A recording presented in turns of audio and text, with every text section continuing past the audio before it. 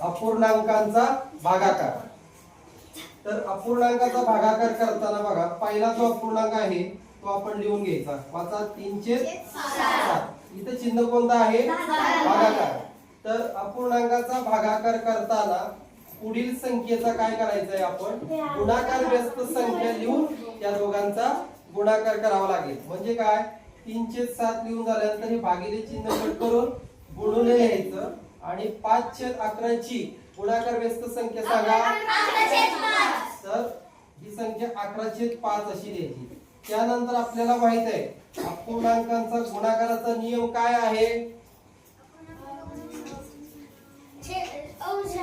अंशाचा गुणाकार अंश, छेदाचा गुणाकार छेद। म्हणजे इथं 3 गुणिले 11 आणि छेदस्थानी येईल 7 गुणिले 5। म्हणजे उत्तर काय मिळेल आपल्याला? 3 गुणिले 11 म्हणजे 33, 7 5 35। हे आपल्याला या दोन अपूर्णांकाचा भागाकाराचं उत्तर एवढं मिळालेलं आहे। याप्रमाणे तुम्ही 11/12 भागिले 4/7 चं उत्तर तुम्ही तयार करा।